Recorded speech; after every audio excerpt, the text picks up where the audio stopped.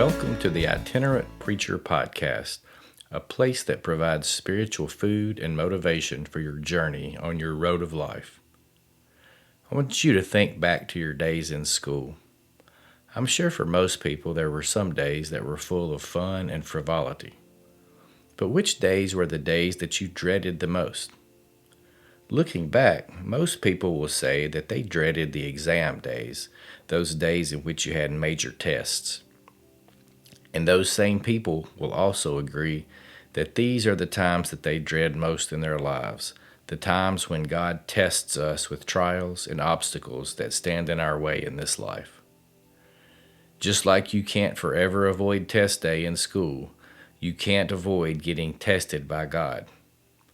In today's podcast, we're going to explore the question of why God tests His children in the first place.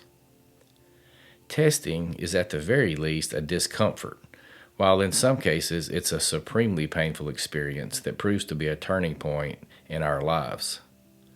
So why does God test us, His children?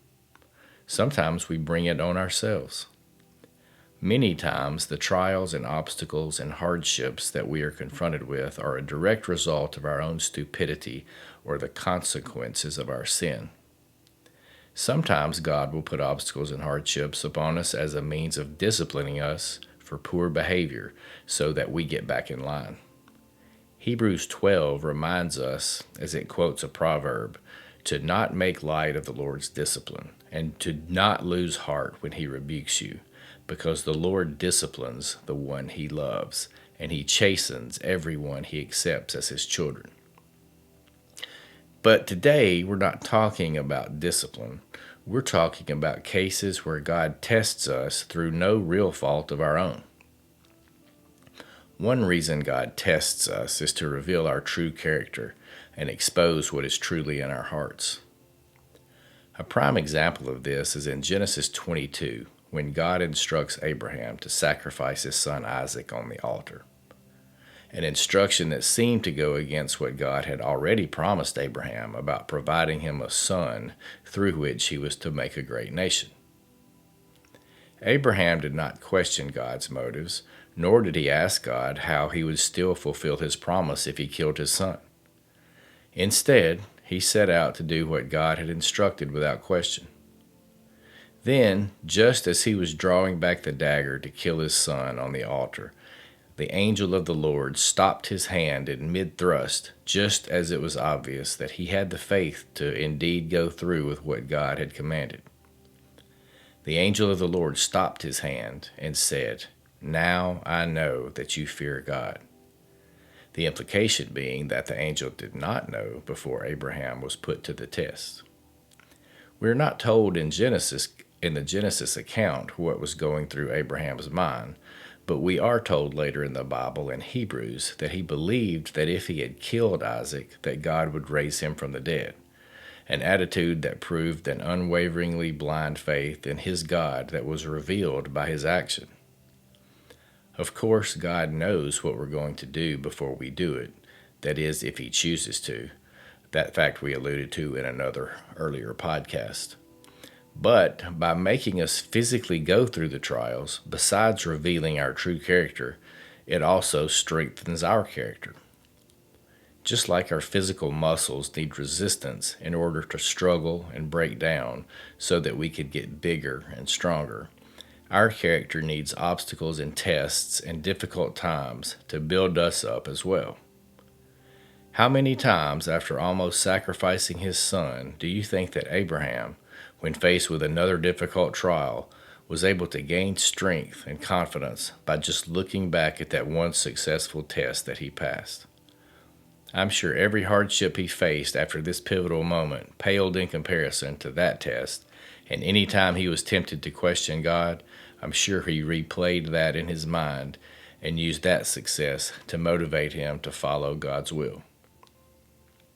Besides revealing our true character and also strengthening our character, sometimes God places us in situations that test us in order to prepare us for future responsibilities or work.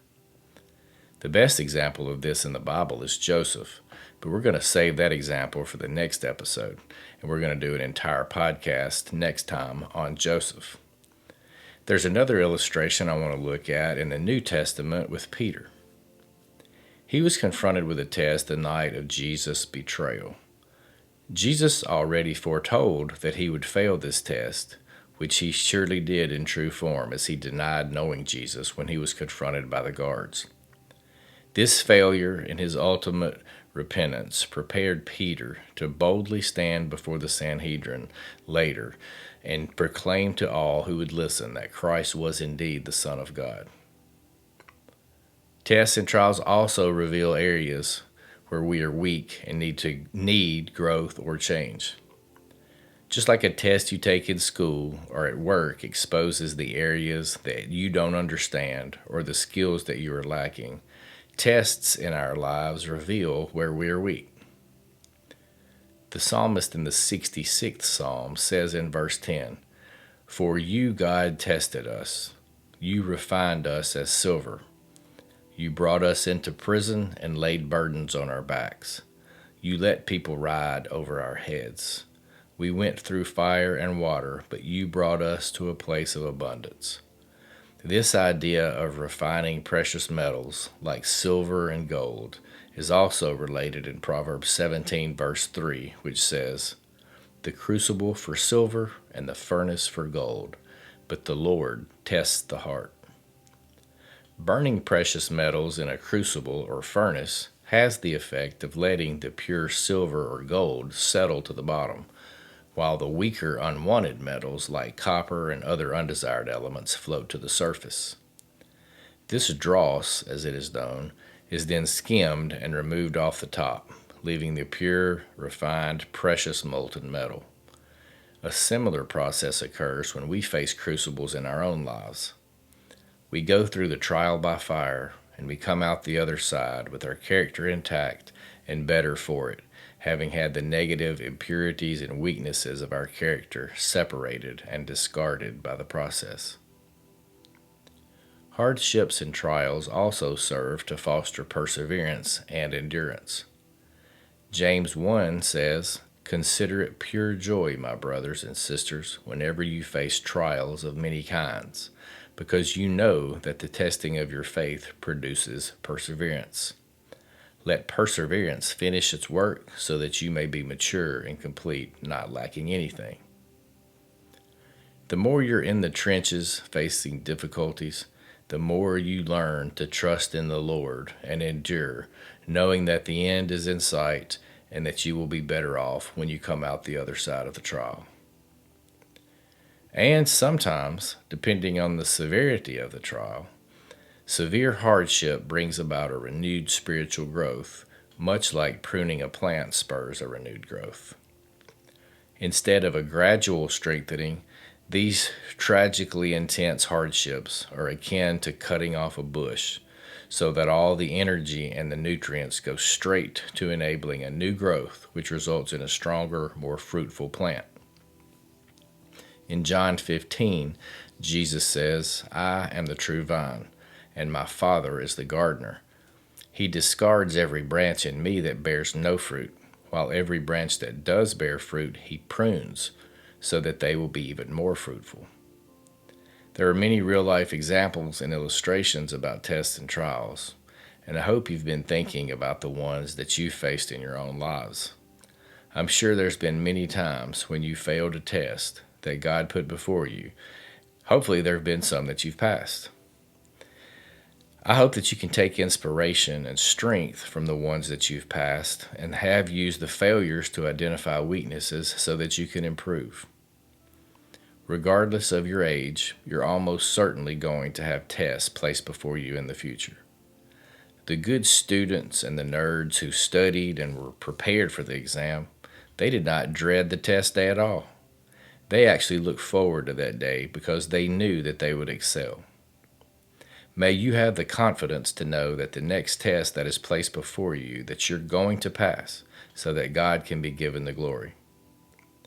Also, there's many tests in the workplace that are given so that you can advance to a next level of promotion or to get certified for a higher pay grade. May your future tests be a measuring stick to demonstrate that you are truly maturing as a Christian.